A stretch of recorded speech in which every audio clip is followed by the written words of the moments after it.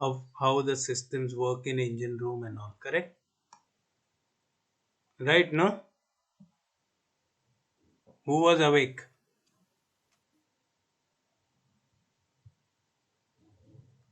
Hmm?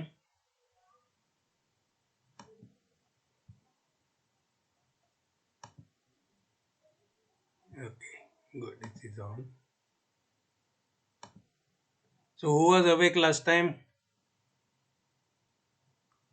Nobody was awake. Okay, we can move on now. Yes, sir.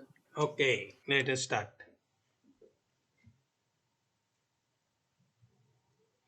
Engine room is a machinery space, but it forms a part of machinery spaces on the ship. Machinery space means whatever thing that has got the machinery inside. That is machinery space. And engine room is a major machinery space because it has got large amount of things inside. It's a huge engine. Around that there is a maze of pipelines, valves, filters, pumps, air compressors, electric cables. Then there is a color coding. Otherwise, you will never know which pipe is what. So there is color coding. Either they use the bands or they have got a full pipe painted with a particular color. And engineers get used to it because what happens once it is your job, you get used to everything, and then they know exactly. There are large number of pumps. So some ships you may find about 100, 200 pumps, more than 200 pumps. If you really count each and every, then maybe 300, 400, depending on type of ship. Okay. Then again, based on a ship and its requirements, equipment will be there on board. Okay. So there is no hard and fast rule. It has to be like this. But you remember one thing: every ship will have a engine, main engine, and steering gear compartment. It's must. Others will base on the way ship is designed, because there is a lot of research and more newer technologies are coming in all the time. Now, steering gear compartment. This is located above rudder. Always remember it's above the rudder, and ship has got one opening from there by which the shaft goes out. So this is one opening on the ship, watertight body, which is sealed anyway, but it is there. And another one is the propeller. So this is one opening and this is another opening in the hull. Rest of them are not openings. Here both the things parts are moving. Boiler room. Boiler room, it depends. Now some ships have got small ones, some ships run on steam. So that in those cases, boiler room will be large. Then there is an exhaust boiler. Boiler room will have a boiler plus it will have exhaust boiler. Now it is little more complex, but you will study it later on, that the different types of boilers which are on the ship. Because in eventually we want to extract all the heat that we are producing by burning fuel. So you try your best to extract as much as possible. Then you have got purifier rooms. This is part of engine room, normally the bottom platforms, and generally it is isolated because there is higher risk of fire there. So the purifiers are put in a compartment which has got a proper arrangement to close in case of fire. So the fire shall not spread all over. Then there is a battery room. Now battery room is not generally in engine room. It is another place which is isolated, where the all the batteries are kept there, emergency batteries, which supply the current. Because we are always prepared in case something goes wrong, we should not have a failure. So we have it like that. Emergency pump rooms. Now emergency pump room has got normally emergency fire pump or pumps, and that is always outside engine room. It is never ever in engine room.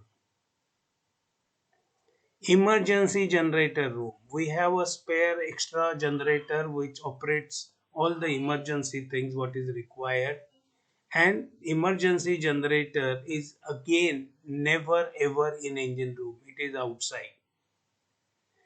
Also remember there is very little fuel stored in engine room. That is a temporary thing what you need.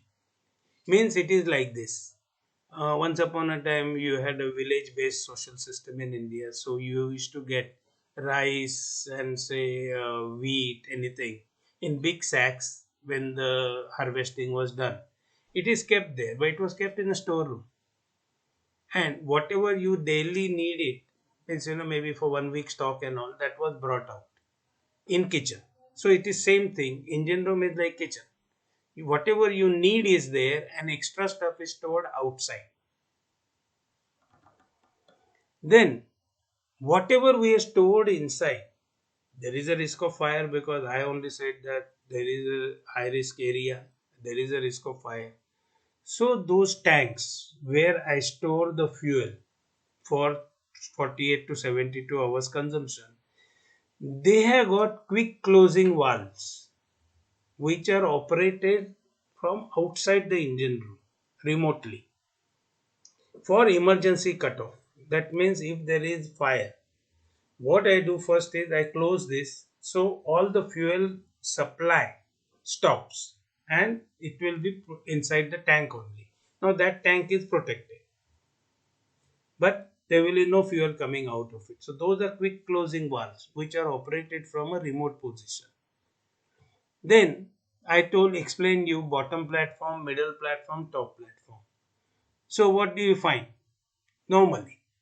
Okay, when you come from accommodation in engine room, okay, it is complex, ship to ship it differs, but when you come in engine room, you always come from top because accommodation is above and main deck is also above. So you come down. The first thing you see is the top platform. That is where you will generally see head of the engine. There is no head. The top part of the engine you will see. Then you may see, depending again on the ship, you may have power generators on that, which we call auxiliary engines. Control room will be there, turbocharger will be there, and then there will be additional ladders, because then you will have the boiler room, which will be probably above, because you will come down first, then and then little bit above. There is another ladder through which you can go there. So that is where you have got a boiler room. Now, there are large number of tanks and all. Now, in this case, this is a smaller ship. You have got some fuel oil tank, reserve tanks. Number one, number two, diesel oil tank. This is fuel oil tank. This is the settling tank. Then there are purifiers here, because they are close by. And here it is, purifiers are isolated in a room. See, there is a door here. Okay, it is isolated. Now, here is another fuel tank which also has got a door. Not fuel tank, sorry, this is the pump, fuel pump. Then you can see the head of the engine here on this platform. Then they have got three power generators here. Three power generators are here. And then this is the bulkhead which closes engine room. Okay, I think I will get to. This is the bulkhead, okay, which closes engine room. Means this is the closed compartment. This is closed from here, closed from there. This is the lower edge, because the ship will become sort of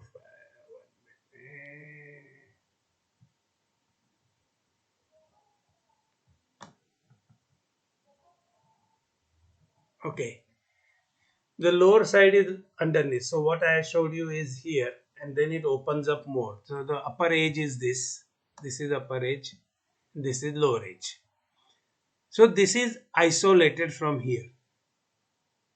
This is a, there are special bulkheads where the it must withstand certain degree of fire and all.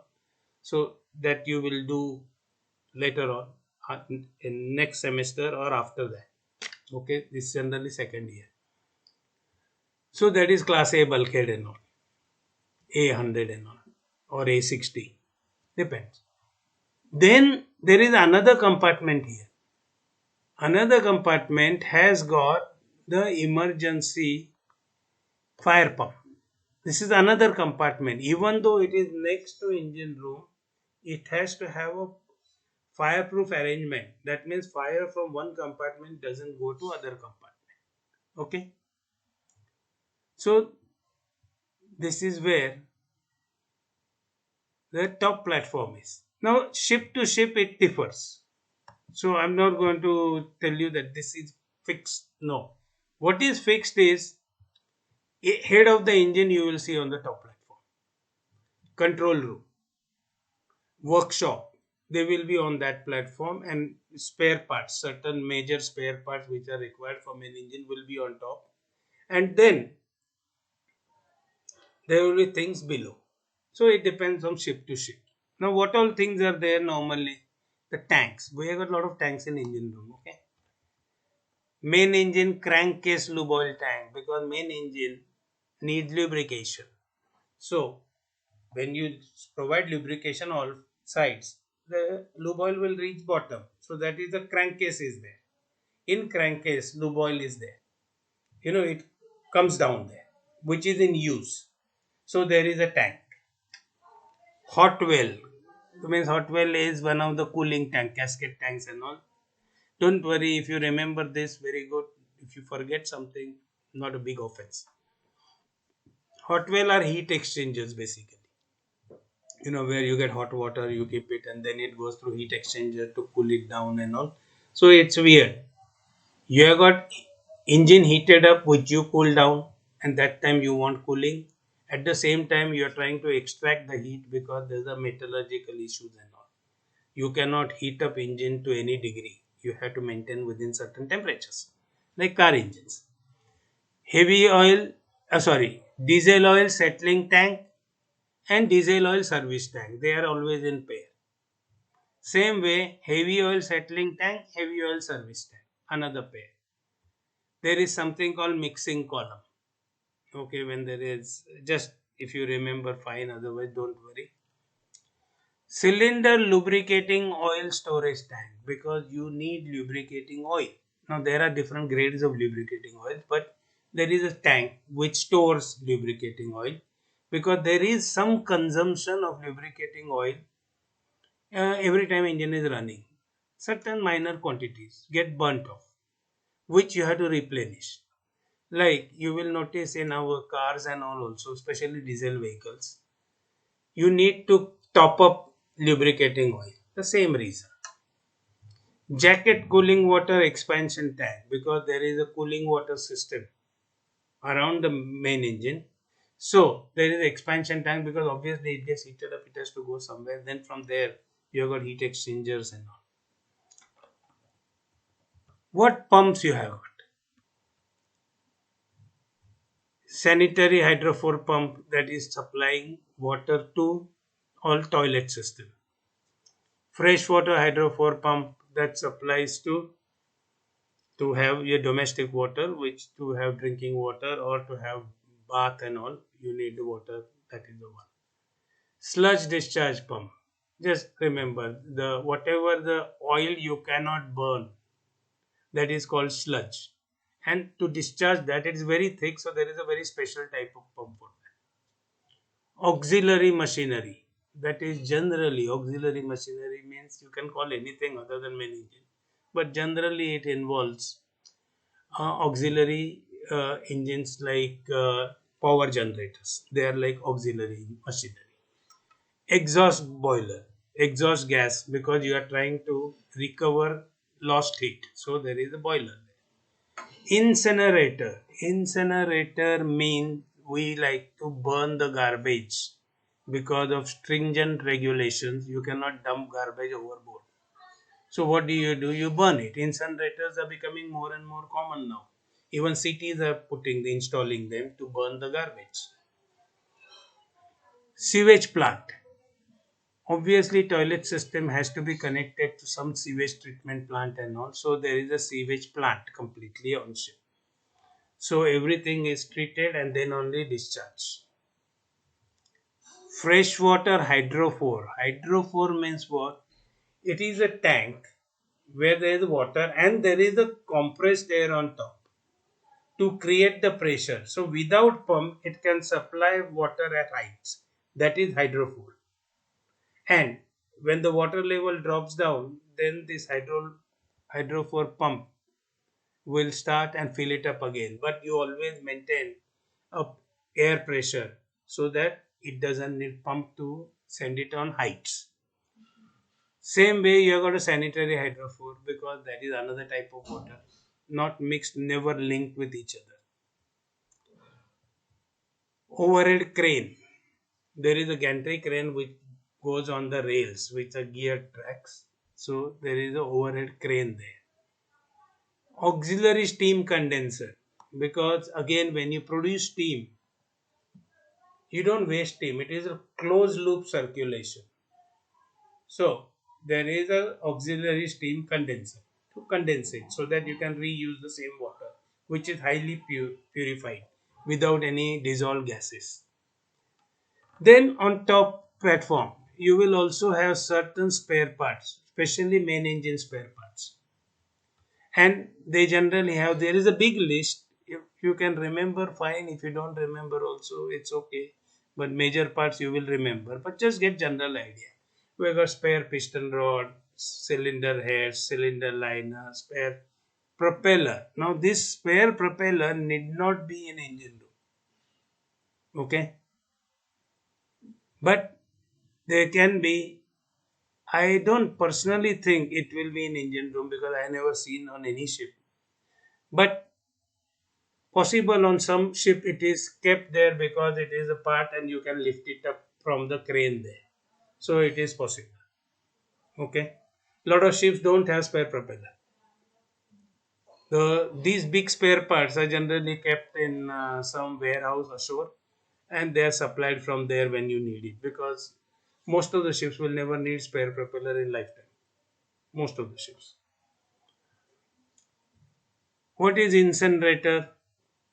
Incinerator is what burns waste oil, sludge, cotton waste, all the garbage you have got. That is incinerator. What is hot well? Hot well recollects the steam after the heat transfer is over and heat energy is converted into mechanical energy or whatever it is. And it is condensed. So that is hot well where the steam returns back, and from there it is sent back to the boiler to convert it into steam again. What is hydrophore system? Hydrophore system means it is used to maintain pressure on the water supplied to different parts of the ship. There are always two. Everything is practically two. Huh? We don't have, except main engine, everything has got substitute available except main engine. But in main engine also, if required, you can blank off certain, because if you have got 9 cylinders, you can blank off 2, 3, and you can still run the engine. It's possible. Then you have got jacket cooling water expansion tank. It is engine cooling system. Again, you collect the water and send it back to boiler to convert it into steam. And don't worry, these are too many fine points. But if you have got extra interest, then you can learn it, because it is possible. Some of you have got parents who may be engineers, so you may get some extra guidance here. Workshop. Now, what workshop has? We have got all the facility to repair things on ships. Okay, unless it is extremely out of limit stuff. There is a lathe machine, there is a drilling machine, grinding machine, milling machine. Milling is for making threads. Workbench is there, bench wise is there to hold it and all. When you start, your regular classes in the institute, you have got practicals in workshop. That is where you will learn these machines and what is the purpose. What we have is normally for maintenance purpose. And if required, if we have to make a part, we can make a part. If there is that big emergency that we don't have part available, where at sea we can make part. We also have people who can operate all this comfortably. Stores, engine room consumable store, engine room spare part store, engine electric store, ordinary tools. Now it again depends. Some of them may be in engine room, some of them may be outside engine room. Depending, we keep it in convenient places so that you don't have to drag it along at long distances. Generally, engine spare store is in engine room. Consumable store is generally outside. Electric store also generally it is outside, except some parts may be in engine spare store. There are boxes there. Each box is labeled like E22, E37, and then there is a full computerized system which tells you what is where exactly. Not only which box, where is the box exactly. So you just need, probably after you look in the computer, you just need maybe 2 minutes to reach the box. We are very well organized. Ordinary tool store, it will be in engine room because most of the mechanical jobs and all are done by the engine room fitter. Now this is middle platform of that same ship. See this fuel oil tank which was there also, it is extended down because it was too tall. It crossed one platform to other platform. Then you have got fuel oil settling tank, fuel oil service tank, diesel oil service tank. This diesel oil tank also exceeded that corner. It went from one deck to other deck. Now here you have got purifiers, lube oil purifier. No, sorry, this is lube oil settling tank and service tank because main engine lube oil gets dirty. When you're burning fuel, there are sulfur contents, phosphorus, lot of stuff. So again, lubricating oil also we need to purify again before reuse. So there is a full system here. So you have got a system of fuel oil, you have a system of diesel oil, you have a system of lubricating oils. All three will have service settling tanks, heating arrangements, as well as purifiers. Then, how do you start the engine? You need compressed air. If any one of you is familiar with diesel engines, you know that you need compressed air to start diesel engines normally. And there are various ways how you produce it. Cars, you start the key and it runs sort of a compressor, and then you inject the fuel and it runs. So we have got two reservoirs. The compressor is a pump. It compresses air and then you store it in a big cylindrical, what we say, bottles. Or like you must have seen these LPG, LNG tanks on the road, the trucks carrying it, something like that. Pressure vessels. We store the air there. And as the pressure drops, it keeps on getting refilled to maintain the pressure. Then you have got here some store. Okay, there is a door and all. There is some store where you can pick up the spares and all, whatever you need. Workshop is here. Control room is here. Okay, now that's what I told you. It depends, but normally control room is on topmost platform on most of the ships. Workshop is generally on the same deck because finally you have to find a place to put all these things. Then here you have got a steering gears compartment. Again, it is not part. You will notice here again I have got a bulkhead here.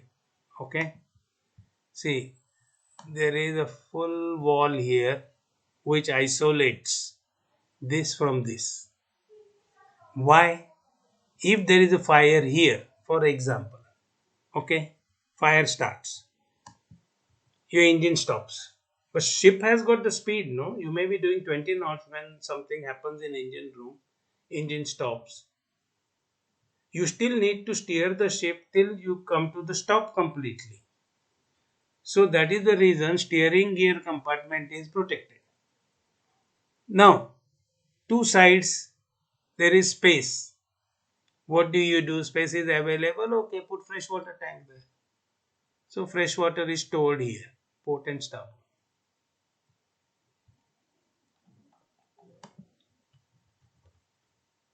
Hmm,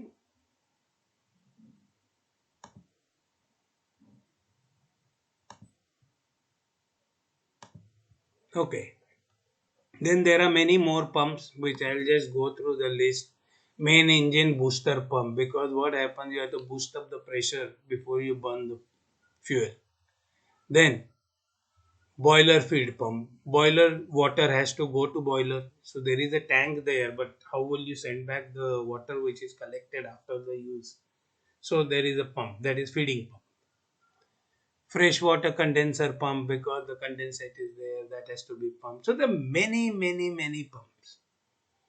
Main engine fuel pump. Then there are coolers, because lubricating oil gets heated up, that has to be cooled. Then main engine gets heated up, auxiliary engines get heated up, so you have to cool it. So there is a cooling system.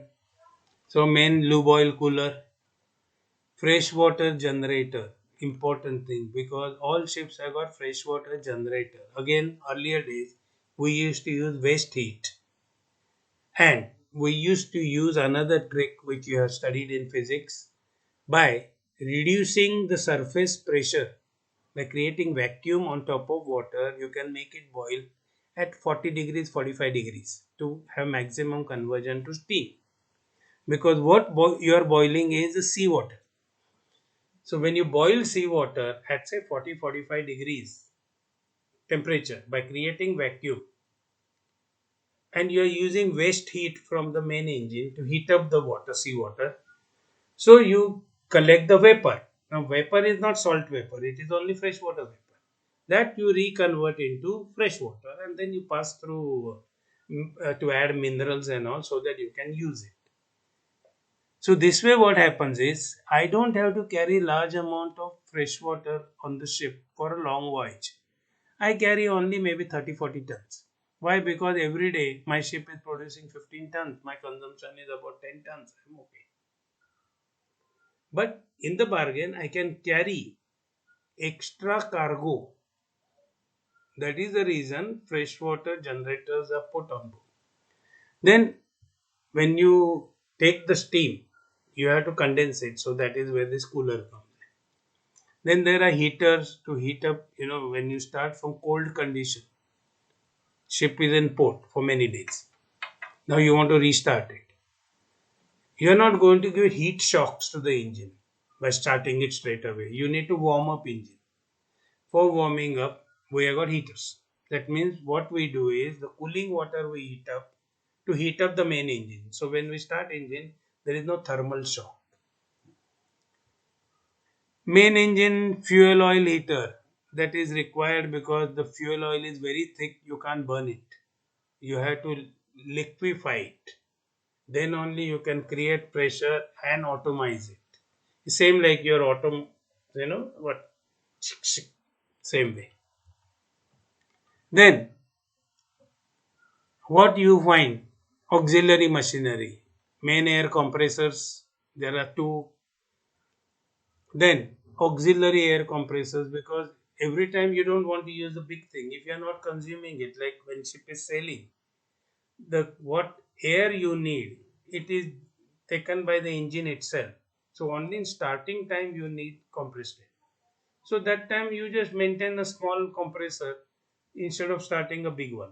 So there are the auxiliary compressors for topping up air. Emergency air compressor. See, we always think about emergencies. Emergency air compressor works on emergency power supply. They control air temperature, control air, because the pneumatic systems are there for automation. So that needs a separate compressor.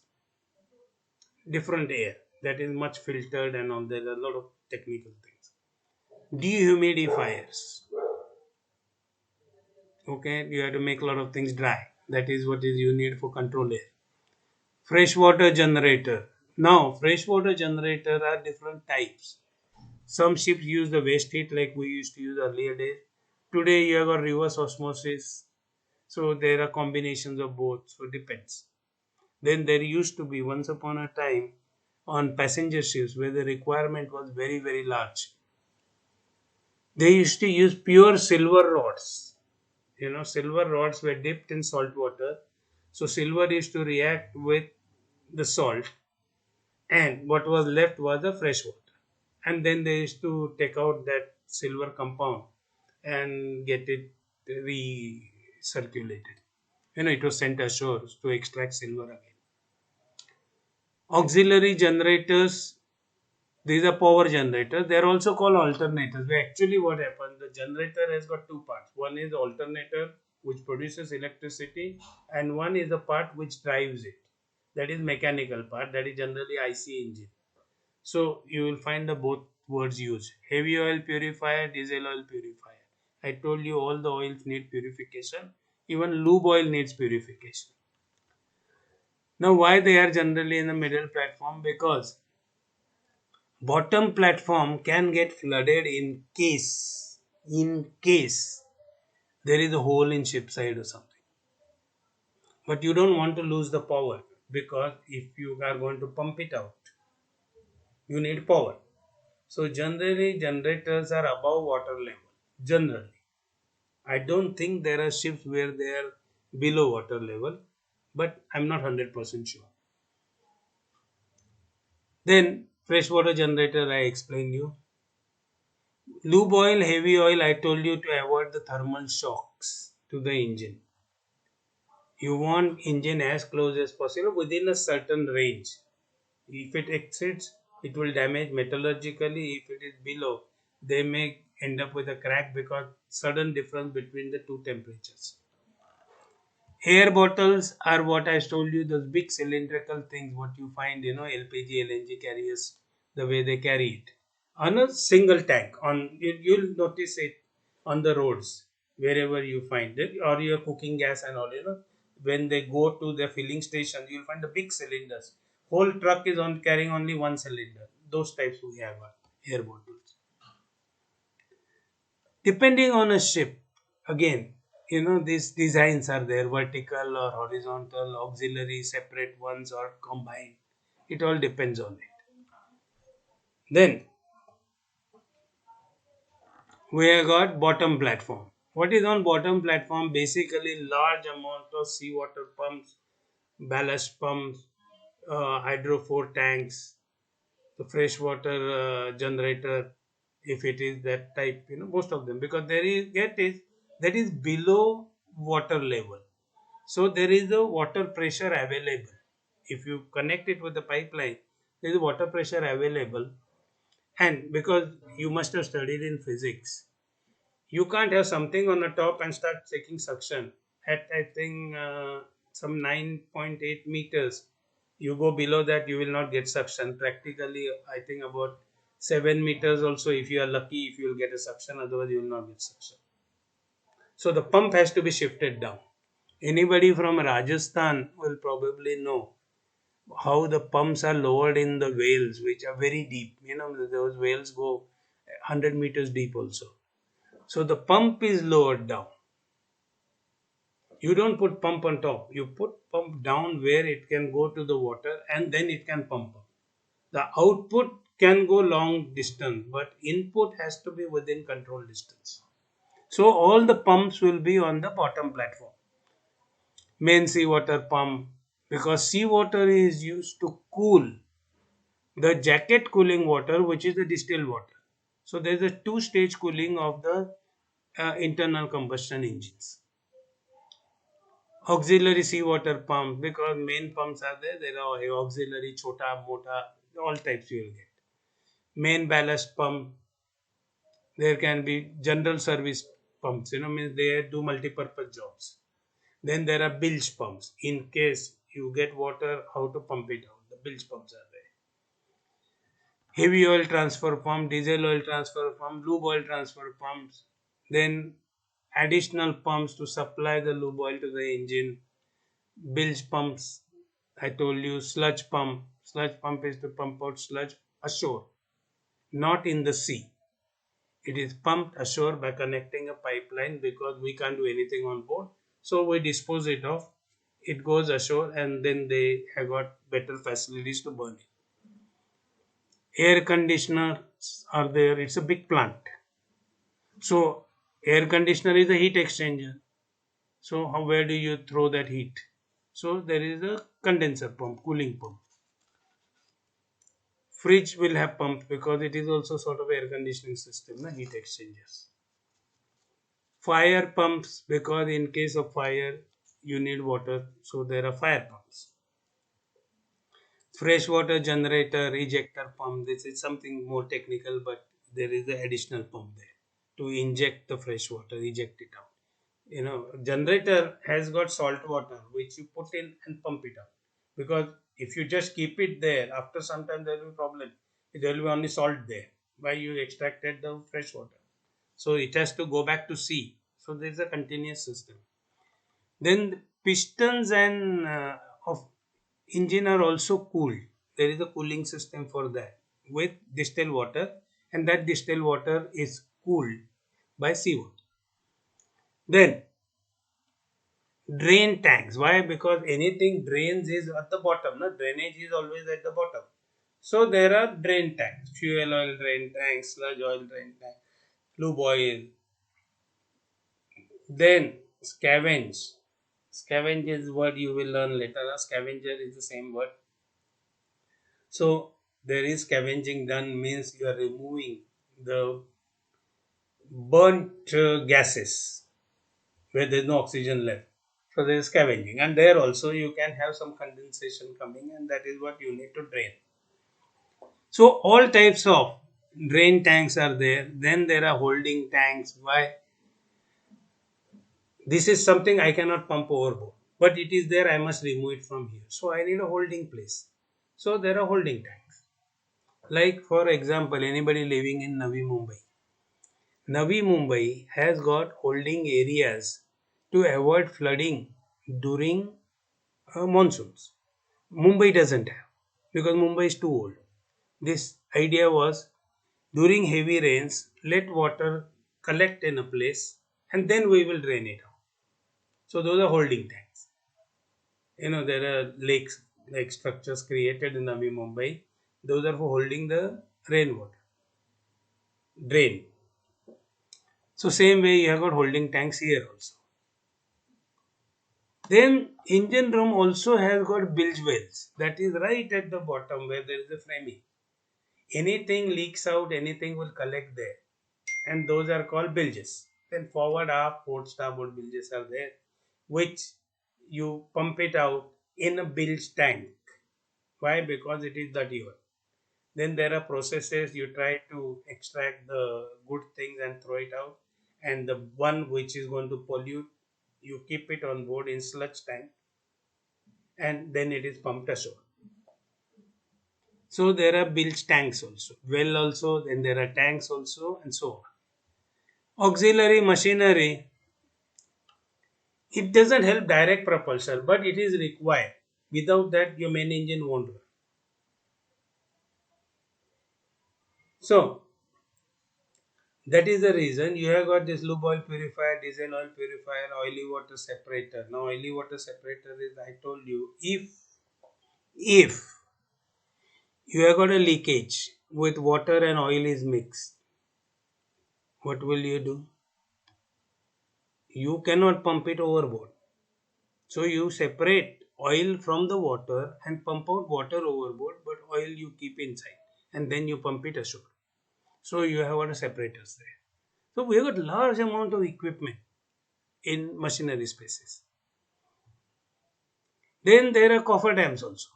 Cofferdam is what? Empty space provided between the tanks or between the compartments for inspection purpose. We did it in the main parts. Same cofferdams are also there in engine room, because each and every tank in engine room you can see from all the sides. All 6 sides are available for inspection. 6 sides of a tank, 4 sides, top and bottom. Because we do not take any chance. Steel structure, if there is a crack, it leaks and whole engine room will go on fire. So we are very, very careful. Okay. So the list goes on. Idea is you cannot pollute anything. Then what is another thing? Pump room is another machinery space. Pump room is normally on liquid carrier ships, which is a sort of a cofferdam actually, because fuel oil, cargo and engine room bulkhead should not come in contact on liquid carrier. So there is a space in the middle which is allowed to be used as a pump room. So generally all the ships you will find out liquid carriers, means basically tankers. The pump room is just forward of the in front engine room bulkhead, just front of engine room. And then that means a pump room, one bulkhead is a common bulkhead between engine room and pump room, and another bulkhead is between pump room and the cargo or ballast side. Side will have ballast, in the middle will be cargo. Or you may have side some other tanks, that's okay. But basically in longitudinal line, when you look at it, it is a separator. So pump room has got lot of pumps, but they are all mechanical, right? There are moving parts, so that means there is a risk of leakages if there is any problem. So pump room we always consider it very hazardous area, and it has got the highest ventilation capacity, independent ventilation system, and highest. In 1 hour you can replace air in pump room 20 times. Every 3 minutes technically you say you can replace, but of course some gases are heavier and also it will take longer. But you never ever enter pump room without switching on this fan. And it is also linked with light. If you switch on the light, the fan will start itself, the ventilation will start itself. Those are the pump rooms. Then you have got miscellaneous machinery spaces. On LPG, LNG carriers, you will find pump rooms are on deck. Then there is a reliquefaction plant which are on deck. There are all machinery spaces. Then there are other ones, smaller ones, which are for hydraulic or pneumatic. Pneumatic is compressed air. Hydraulic is hydraulic, where there is a different grade of oil which is used, and then we run most of the machinery on deck and all is run by hydraulics, including the cranes are basically hydraulic. There are very few electrical cranes you will find. Generally they are hybrid. Some part is electrical, control part will be electrical, and the muscle power will be hydraulic. So there are lots of spaces, machinery spaces on ship. Those are miscellaneous. The main machinery space is engine room. Now, any doubts at this stage? I know it looks very fast, but generally you are supposed to know the list and what are the basic functions. So, any doubts? You are sleeping or awake? Awake, sir. Awake. Awake, sir. Okay, so Awake. very good.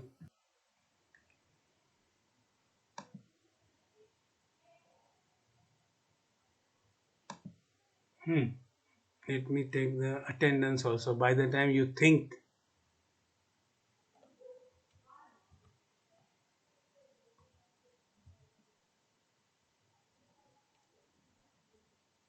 two, 3, 4, 5, 6, 7, 8, 9, 10, 11, 51 is absent.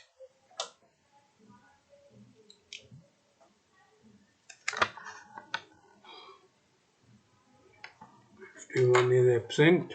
Why? I don't know.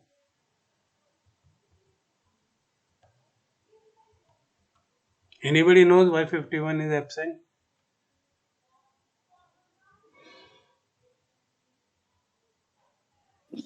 He has internet issue. He has internet issue. Okay. Yes, sir. Okay. So actually, I don't know why we are still getting, means after all, we are almost like 10 months, 9 months down the isolation where everybody was using the internet connectivity to do work or to do anything, socializing, anything, you name it. So our telecommunication system shouldn't be giving problems anymore. At least they should have repaired those things, because it is sad. So, okay, also, I must tell you this. Uh, all the important lectures, Miss, so I'm not going to put a test, recorded test on the by YouTube channel, but otherwise I have put all of them. So in case you miss it or you want to revisit it, you can. Now what happens is, if I have put the title and 1, 2, 3, 4, that means that particular topic is in 4 parts. But if you find 1 and 1A, in that case what happens is, one is probably for division 1 or 2 and other one is for another division. So A, if you find, it means it is the duplication. Got it? Got it or no? Yes, sir. Yes, sir. Okay, good. Sir, 151 joined again. हाँ ठीक है, no problem. I'm not marking him absent. Generally, why will I mark you absent for nothing? You are here to learn, correct? It is up to you what you want to do. I told you in the beginning only. मैं क्यों पीछे जाऊं सबके? Already my hair are white at this tender age. I got very few black hair left. नहीं sir, अभी भी आप जवान है. Yes, yes. Thank you. What is your roll number? I'll give you maximum marks. Sir 143. Sir आप handsome भी है. See, actually, no. These days, I don't see many nautical students having a good knowledge of machinery and all. I don't know what is the reason. Whatever it is, if you understand how systems work, you will always do well. If you understand how what is there in engine room, how does it work, what is the purpose of it, then what happens when you are captain? Of course, to become captain, you also have one full paper on engineering knowledge, okay, which is quite deep. But if you are good with it, then when there is a problem, see, normally the ship's problem are basically with machinery, because that is moving thing, no? So there will be always some issues with machinery. That time when chief engineer is telling you something, you must understand it. And for that reason, you must understand the terminology or what he is saying, so that it is clear. Then you can be of some help. Otherwise, what happens is, he is telling you something, you can't understand it, you go round and round. ये क्यों नहीं होता है? Like that. It has got no meaning. When you understand what is ship's engine, how the whole system works, then you are always at ease, because after all, like, you will be learning law also. Why? Because the law comes in picture. So you must understand what somebody else is talking. So that is where we end up developing vocabulary. Then you get time, because say from the time you join as a cadet, say 3 years here, add another 2 years, that is 5 years to get second mates. Then you have got another, I will add 2 to 3 years. I'll put 3 years because you all get more leave. So total 8 years are required for you to complete master's examination from now. So in 8 years time you have to learn a lot. After 8 years, then you are waiting to become captain, and you will become captain, and then you are the boss. So if you are a confident person, you will enjoy the life, because minimum work and maximum salary. If you are not confident, then you will develop all types of sickness, blood pressure, what is that, cholesterol, then diabetes, all are stress related. So that is the reason you continue doing steadily. Right now, first semester is learning this language. Hmm? How many of you knew word like scavenge?